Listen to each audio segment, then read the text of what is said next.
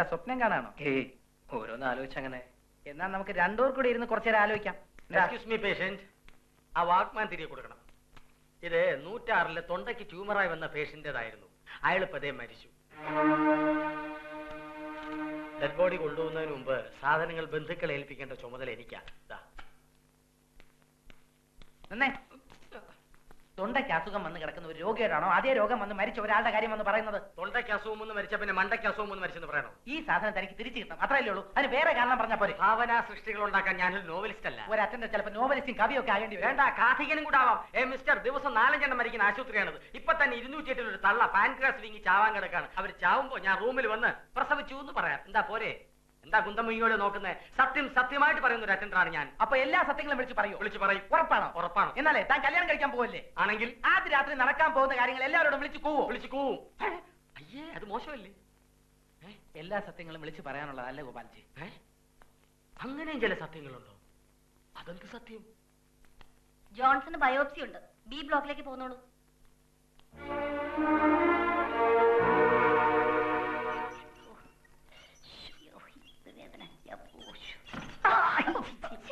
എന്താ ഇത്? നോക്കി കണ്ട് നടന്നൂടെ? മുത്തച്ഛന് ഇപ്പൊ എന്തെങ്കിലും പറ്റിയിരുന്നെങ്കിലോ? സാറിന് വല്ലതും പറ്റിയോ? ഒന്നും പറ്റില്ല മോളെ, ഒന്നും പറ്റിയില്ല. ഇവിടുത്തെ കുട്ടികളൊക്കെ നല്ല കുട്ടികളാ. പെട്ടെന്ന് ഷുഗർ അല്പം കൂടിയോ എന്നൊരു സംശയം.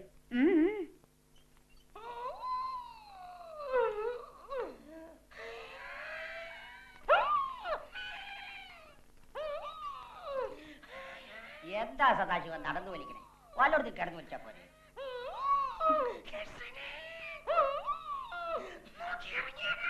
ആ, ഗൾഫിലുള്ള അനിയന്റെ കത്ത് വല്ലതും വന്നോ?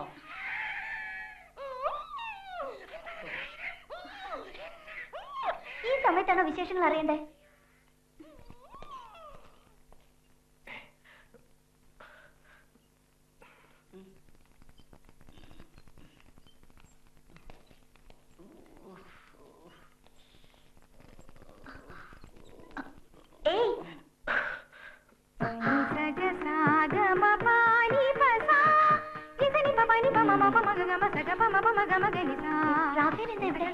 അത് ഞാനിവിടെ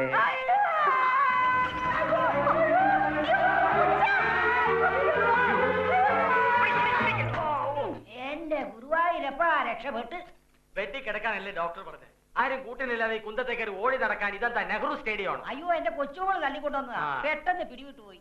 പിന്നെ ഒരു പോക്കായിരുന്നു. ഞാൻ വന്ന് രക്ഷിച്ചില്ലേ കാണാമായിരുന്നു. ഇപ്പൊ സെക്കൻഡ് ഫ്ലോറിന്റെ ബേസ്മെന്റിൽ കിടന്നേനെ. അങ്ങ് ഒരു പോക്ക് പോയേനെ. ഓ, ഇയാളുടെ വർത്താനം കേട്ട ഓശാരത്തിലാണ് ചെയ്യുന്നത് തോന്നുമല്ലോ. വരുന്നതിനും പോകുന്നതിനും ശരിക്ക് എന്നെ പഠിക്കല്ലേ. പിന്നെന്താ? തന്നെ രക്ഷിച്ച എന്റെ കരണക്കുറ്റിക്ക് അടിക്കണം. പോയി കിടന്നുറങ്ങും മൂപ്പിന്നെ, നന്ദിയില്ലാത്ത ജന്തു. ആഹാ,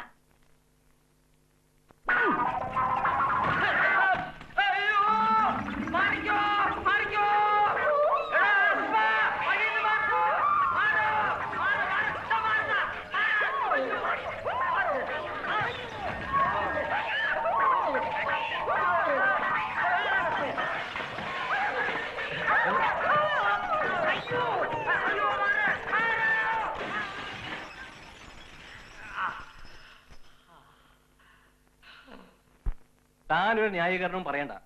എത്ര രൂപയുടെ നാശനഷ്ടങ്ങൾ താൻ ഉണ്ടാക്കിയത്? ഈ നിമിഷം തന്നെ പിരിച്ചു വിടേണ്ടതാ. ഒരു രോഗിയെ രക്ഷിക്കാനുള്ള തീവ്ര യത്നത്തിനിടയിൽ താൻ ഒരു രോഗിയെ രക്ഷപ്പെട്ട നോക്കിയ കാരണം ഇപ്പൊ എത്ര രോഗികൾ ഇന്റൻസീവ് അറിയാമോ? അറിയാം സർ, മൊത്തം 7 പേർ. ഏകദേശം 10,000 രൂപയുടെ സാധനങ്ങളും നശിപ്പിച്ചു. അതുകൊണ്ട് അടുത്ത മാസം മുതൽ തന്റെ പകുതി ശമ്പളം കട്ട് ചെയ്യാൻ തീരുമാനിച്ചിരിക്കുകയാണ്. സർ, പവർ കട്ടും പണക്കെട്ടും കൂടി താങ്ങാനാവില്ല സർ.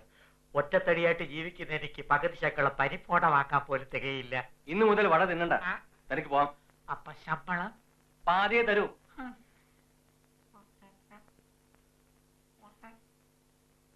ചിറ്റേടത്ത് ഹേമകുമാരി നിന്നെ കണ്ടൂന്ന് വെച്ച് ആ കുട്ടി നാട്ടിൽ ചെന്ന് നിന്റെ അപ്പച്ചനോട് വിവരം പറയണമെന്ന് നിർബന്ധമൊന്നുമില്ലല്ലോ.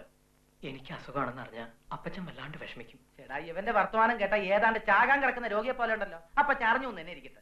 2-3 ദിവസം കഴിഞ്ഞ് ഇവിടുന്ന് ഡിസ്ചാർജ് ചെയ്ത് മടങ്ങി പോകുന്നവരുടെ പ്രശ്നം തീർന്നില്ലേ? സത്യം പറയണം, 2-3 ദിവസം കൊണ്ട് ഭേദമാകുന്ന രോഗമാണെന്ന് ചേട്ടന് തീർത്ത് പറയാൻ കഴിയും. എന്നോടൊന്നും ഒളിച്ചു വെക്കണ്ട, എന്ത് തന്നെയാലും പറഞ്ഞോളൂ. കൈ വലിച്ചൊരെണ്ണം പൊട്ടിച്ചെന്നുണ്ടല്ലോ. പണ്ട് വടക്കം വരെ ഒരു ഗാനമേള വണ്ടി വൈകിച്ചെന്നതിന് സംഘാടകർ എനിക്കിട്ട് പൂശിയത് പോലെ ഇരിക്കും. 3 ദിവസം ഉണ്ടായിരുന്നു ഇടത്തെ കവളിൽ നീര്. എടാ കിഴങ്ങ, ഒരു ഫോർമാലിറ്റിക്ക് ചില ടെസ്റ്റുകൾ നടത്തുന്നേ ഉള്ളൂ. നീ ഒന്ന് ധൈര്യം കാണിക്ക്. ഞാൻ പോയി നല്ല ചൂട് ചായ വാങ്ങിച്ചോണ്ടിരാം. വട വേണോ? വേണ്ടായിരിക്കും. ഇങ്ങനെ അനങ്ങാതെ വീർപ്പിച്ചിട്ടിരിക്കുന്നതാ കുഴപ്പം. ഒരു മൂളിപ്പാട്ടൊക്കെ പാട്. ഈ ഫിസിയോതെറാപ്പി എന്ന് കേട്ടിട്ടില്ലേ? അതേപോലെ തൊണ്ടയ്ക്കും വേണം ചെറിയ തെറാപ്പി.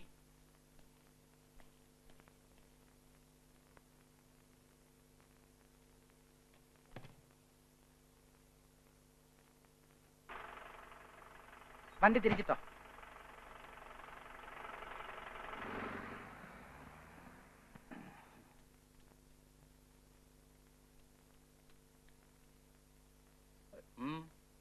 സ്വാമി,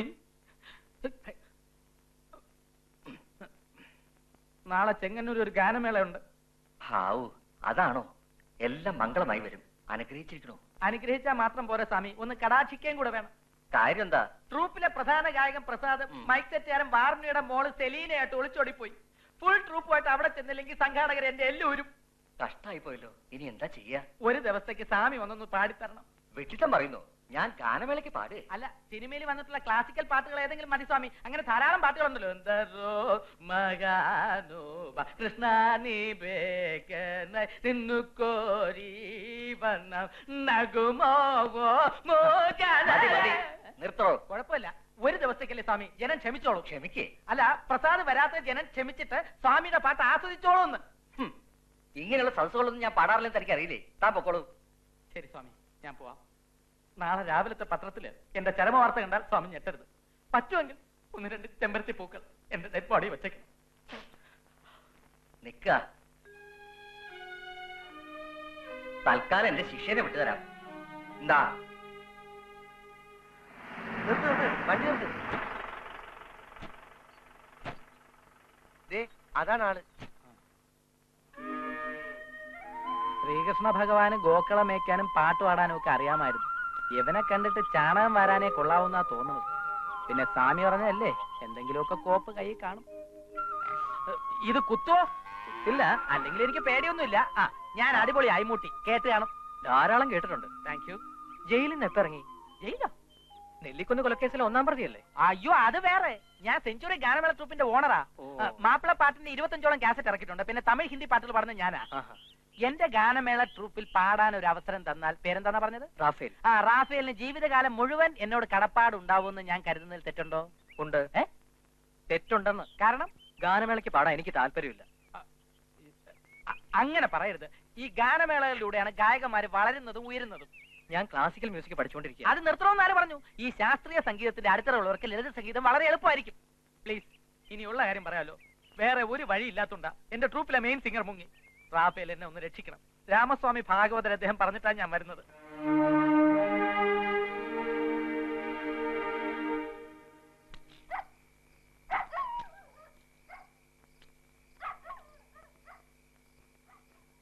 സ്വാമി, ആ കണ്ണാലി ഇതേവരെ വീട്ടിൽ വന്നിട്ടില്ല. സ്വാമി കണ്ടോന്? റാഫേലെ, ആ ഗാനമേളക്കാരുടെ കൂടെ പാടാൻ പോയി കാണും. ഗാനമേളക്കാരോട് പാടാൻ പോയേക്ക? അവനെ ഞാൻ ഇന്ന് കൊല്ലൂട്ടോ. പാടാൻ പോയിക്കേ. മാത്രമല്ല, ഇങ്ങനെ ഒരു ഫൈൻ ആർട്സ് സൊസൈറ്റിയുടെ വളർച്ചയ്ക്ക് കലാപ്രേമികളായ നിങ്ങൾ ഓരോരുത്തരുടെയും പരിപൂർണമായ പിന്തുണ അത്യാവശ്യവുമാണ്. ഞാൻ ദീർഘിപ്പിക്കുന്നില്ല. ഒരിക്കൽ കൂടി നിങ്ങൾക്കേവർക്കും നന്ദി രേഖപ്പെടുത്തിക്കൊണ്ട് ഈ ഫൈൻ ആർട്സ് സൊസൈറ്റിയുടെ ഔപചാരികമായ ഉദ്ഘാടനം ഞാൻ നിർവഹിക്കുകയാണ്. അടുത്തതായി എനിക്ക് സിദ്ദിഖ് സാറിനെ ഒന്ന് കാണണം. അദ്ദേഹത്തിന് ഒരു ഫോൺ വന്നിട്ടുണ്ട്. കാണാൻ പറ്റില്ല. ഞാനതിന് ബന്ധുവാ. തിരക്കിനിടയിലും ഇവിടെ വന്നതിൽ വളരെ സന്തോഷം. എന്താ എന്നാ ഇനി മദ്രാസിലേക്ക്? നാളെ രാവിലെ. അടുത്ത പടത്തിന്റെ കാര്യം? ഒന്നും തീരുമാനമായിട്ടില്ല. പാർട്ടി കഴിഞ്ഞ് പോയപ്പോ? അയ്യോ വേണ്ട. അപ്പൊ പോയിട്ട് വരാം. ശരി, ഓക്കെ. ഞാൻ അടിപൊളി അഴിമുട്ടി ഈ ട്രൂപ്പിന്റെ ഓണറാ. അഭിനയിക്കാനൊക്കെ താല്പര്യമുണ്ട്. സാറിന്റെ പടത്തിനൊരു ചാൻസ്. ഓക്കെ, ഞാൻ സാറിനെ കോൺടാക്ട്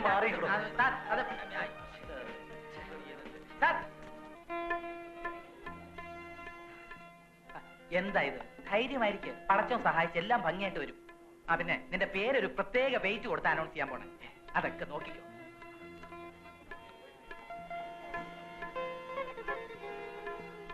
പ്രിയമുള്ളവരെ, ഈ വേദി ഞങ്ങൾക്കിവിടെ ഒരുക്കി തന്ന സാഗരയ്ക്കും നിങ്ങൾ ഓരോരുത്തർക്കും എന്റെ അടിപൊളി നമസ്കാരം.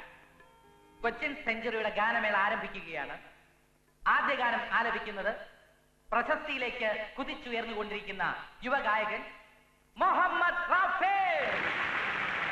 Thank you Rafale.